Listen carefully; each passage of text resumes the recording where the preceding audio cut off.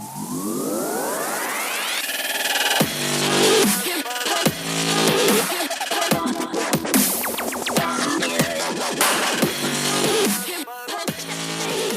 Circle of Knowledge podcast is brought to you by Amplified Minds, helping entrepreneurs, intrapreneurs, and dreamers take their business ideas and goals to the next level.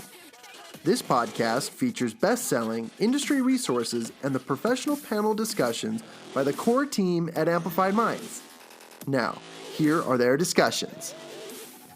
Well, we are so happy to have you here at the Circle of Knowledge podcast today.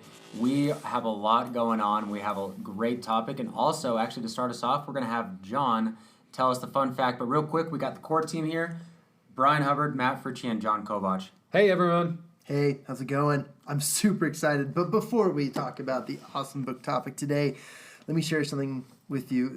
We were just talking about that this is going on record for the rest of my life. So I needed to make sure that it was the right choice. My favorite Disney Channel original movie, now this is a really important topic that all of you must know, is the movie one and only, none and other, Brink. You guys remember that movie, Brink? Oh, yeah. The Soul Skaters, they all had their rollerblades, and they were kicking it up on the skate parks. Yeah. Wow.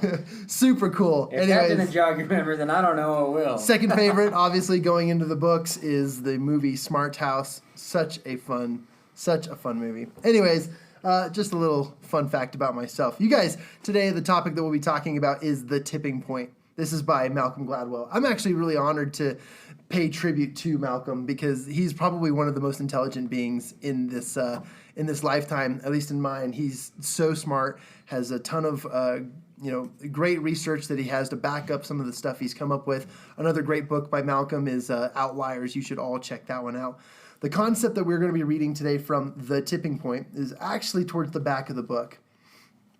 And I want to read you just quite an interesting fact, but he's interviewing a friend of his, and in this interview he asks about the concept of business growth. When do you know when it's time to grow your business? He asks, people used to ask me, how do you do your long-term planning for your company? And he always answered and said, that's easy. We put 150 parking spots in the lot, and then when people start parking on the grass, we know it's time to build a new plan. And that alone is super interesting to me because as a business owner, as an entrepreneur, as somebody who is trying to grow within a business, you're always looking for that growth factor. You're always trying to think, when do we take the next step? When do we grow? When's the best time? And I love this idea of, when people start parking in the grass, it's time to move on. It's time to think a little bit bigger and it's time to grow. I love this because it brings back the simplicity of business. And business can be extremely complicated. It can be a lot of fun, but there can be so many different factors that play into how your business grows or how your company grows. But with you, how do you grow? Well, first of all, it's mastering one concept at a time, in my opinion, as well as taking the next step after you've mastered that and learning how to grow that concept. So, for example, if you're in sales, you obviously have to hit your sales goals before you can think bigger, and double and so forth. That's just a little bit of thought. I'm interested to hear what Matt and Brian have to say about this, since all of us here at Amplified Minds have owned businesses and have worked with businesses. But guys, just answer the question: how do you know when's the best time to grow your business? Well, John, I really like that you picked this topic because I feel like I have a lot to say on it because my mentality state actually might be a little bit different than The Tipping Point by Malcolm Gladwell. And one reason that I want to bring this up is that we don't always 100% agree with everything that we read. Yes, we read a lot of books and listen to a lot of podcasts and articles and all that.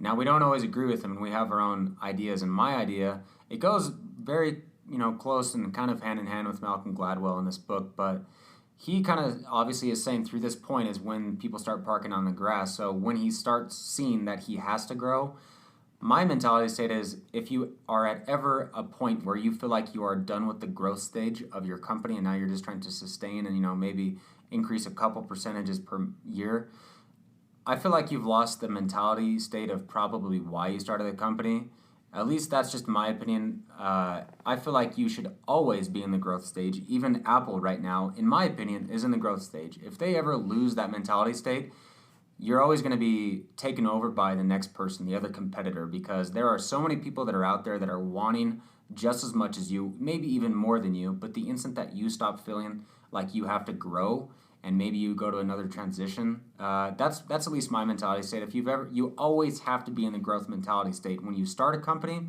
when you've already made $1 million, or continuing to grow your company, you have to stay in that growth state and you have to stay hungry, because I think hunger is what drives incredible success and incredible innovation within this world. I think that there's both sides of this. Now I'll come in from the other side and agree with both of them. I definitely believe, like goldfish, okay, you can actually stunt the size of goldfish by putting them into a smaller cage.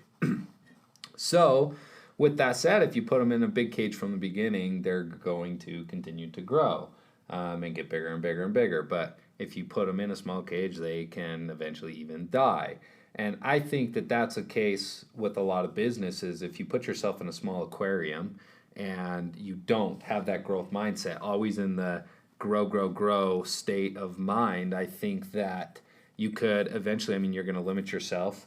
You're not going to be reaching out to fill the potential of the company. You're just going to be satisfied with where you're at, with where you are, and you're going to get comfortable, and eventually you're going to die.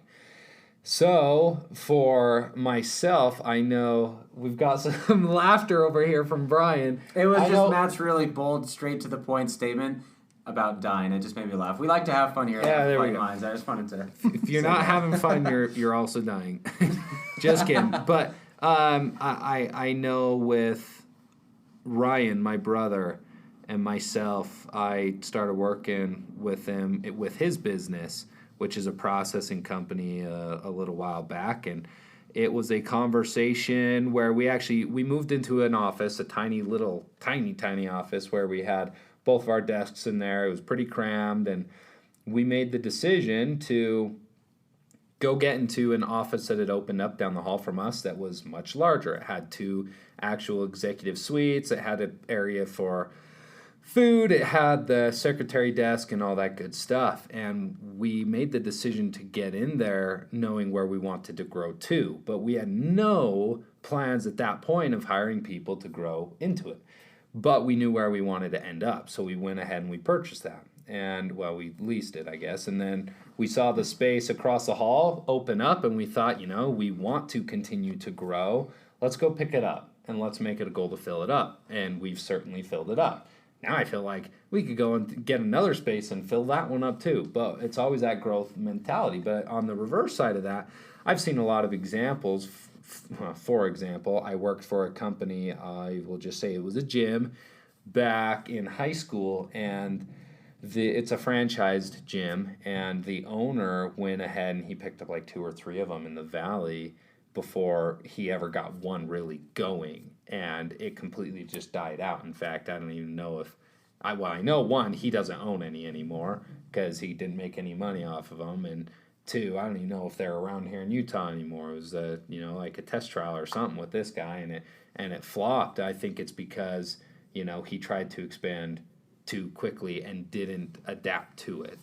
I think, in the book Tipping Point, where he's talking about putting 150, once you fill up to 150 parking spaces and you start parking people on the grass, that's when I definitely think that you need to be willing to adapt and to change, because if that's the case, you know what you need to do and you need to start growing. But I feel like with some people, they expand too quickly, and instead of putting 150 on the parking lot and then 10 on the grass, they've got 150 on the parking lot, 150 in the grass, and I don't know. I don't know how to take it with his point there, but I think that at some point you can grow too fast and it'll just ruin you.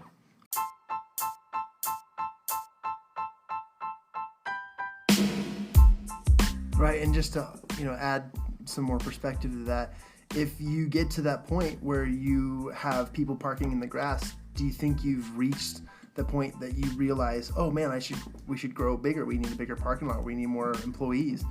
Maybe if you are a business owner, you should definitely be a little bit more aware of when your company is growing. Kind of going back to what Brian was saying, you need to take that action and focus on the growth of your business, and also project it. If you're not aware of that growth, then you're probably losing touch. I had the privilege of talking to the chief communications officer of good old Chick-fil-A, one of my favorite corporations here in the United States of America, and I even got to sit at the desk of old Truett Cathy, and I was super inspired by this. But when they started off as the Dwarf House Grill, they were just a tiny little shack in the side bedroom of their house. And, obviously they were full to capacity. Their parking lot was literally full. They were just working out of the side of their house. They needed to grow. And to build off of what Matt said is sometimes you just need to take that risk. Sometimes you need to say, our company must grow, therefore we need X more space. Or we need to, project the growth of our company. And they started buying up real estate, and which has now led to, decades later, what is now Chick-fil-A, which has thousands of restaurants worldwide, and it's an incredible, incredible thing. So just know your growth trajectory. If you don't know, you need to dream a little bit bigger, and you need to think, what do I want my company to go? Where do I want it to go, and how do I want to get it there? And then as you're doing that planning, forward thinking, that's where you start to increase the size of your parking lot, per se. Yeah, and talking about the risk that John just mentioned briefly was at a point these companies had to take a risk to grow, and you have to know the growth trajectory of where you want to go. But I will say that anybody here at Amplified Minds, and probably obviously even you listening, I bet you're thinking of someone that you admire or that you look up to. At one point or another, they took a risk to be able to get to where they wanted to go. It might have been a calculated risk. It might have just been a risk out of a whim, but they take risks to get where they want to go. And anybody that I look up to have taken risks, and it can be very, very scary. And that's why not every single person, honestly, is a billionaire. It's not why every single person's a multimillionaire, because risks are scary. And why is it the word risk? Because there is risk behind it, and you have to be able to handle that. You have to be able to, man, it is tough to be able to, it's scary at times, but when people can push through that, they are going to be able to get to where they want to go if they keep taking risks. And sometimes when you fail, we were just talking about this earlier, that we're falling forward, you're never falling back when you're failing. It's just another step closer to where you're wanting to go, and you found another way not to do it. So I feel like from the very beginning, we talked about the question of how do you know when you're ready to grow your business? Is that the question? Mm-hmm. I think that, I think since we've just gotten off of risk, or I say since we just spoke about it, I think to take it one step even back before you need to take the risk to grow, I think it's figuring out where you're at, and as far as yourself within your own company. And, are you currently overwhelmed? Are you stressed? Are you struggling with projects? Do you feel alone, like you're not smart enough to do X, Y, and Z, but it needs to get done, but you're left to figure it out? Like, those are all just characteristics, or I should say actions, that owners of companies need to break through anyway. But I feel like at a point, you're ready to grow when you've outstretched your own capabilities. Because you started a business because you had an idea and you probably had a skill set, and you started to push that out there. But the second that you get overwhelmed with things you don't know, knowing that you have to do them, I think that's when you're ready to grow your business as well. And I think growing your business, it can mean many different things. It can mean, are you ready to grow? Meaning, are you ready to double up in sales? Are you ready to hire new team members? Are you ready to, sell, for goodness sakes? I think it can mean different cases in different scenarios, but I think that internally you will just know, and a lot of times it's when you outstretch your own means and your own abilities to grow the business yourself.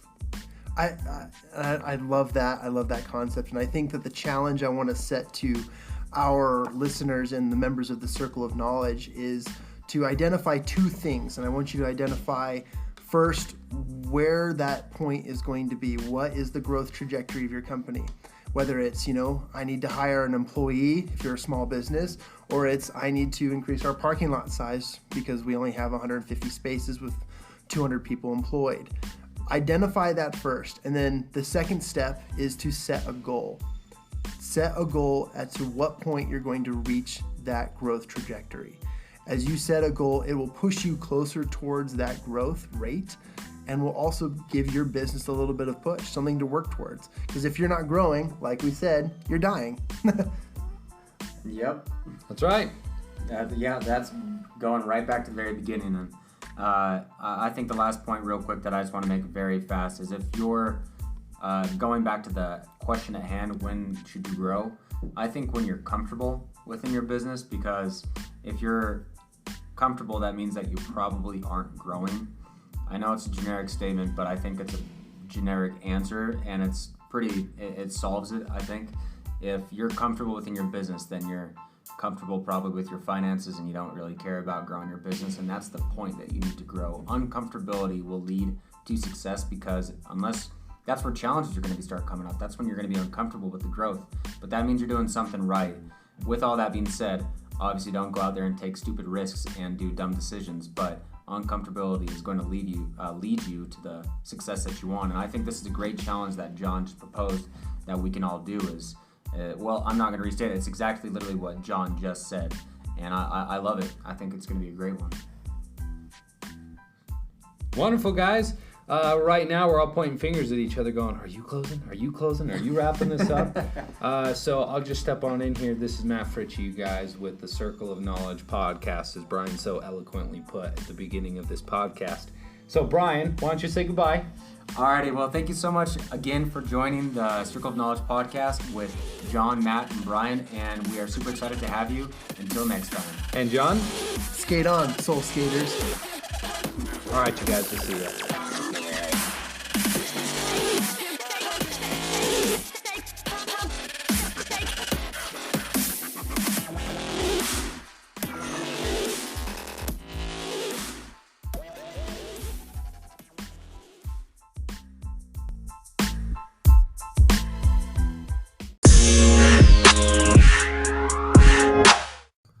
Hey, this is John with Amplified Minds.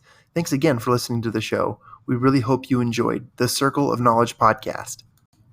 If you like the Circle of Knowledge podcast, go ahead, subscribe, rate us, and if you give us a 5-star review, we promise to give you a personal shout out here on the air. Just watch us.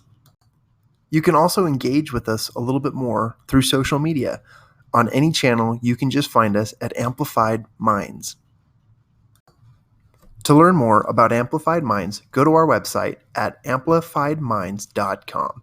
That's AMPLIFIEDMINDS.com. You should also check out the Amplified Minds Accountability Program, where you can gain access to a one-on-one personal accountability coach, somebody who will contact you weekly and motivate you, hold you accountable, follow up, and give you the proper resources that will help you to go out and achieve all your goals. Hey, shout out to all you coaches, speakers, mentors, the superheroes of the world. We have the perfect program for you and your audiences.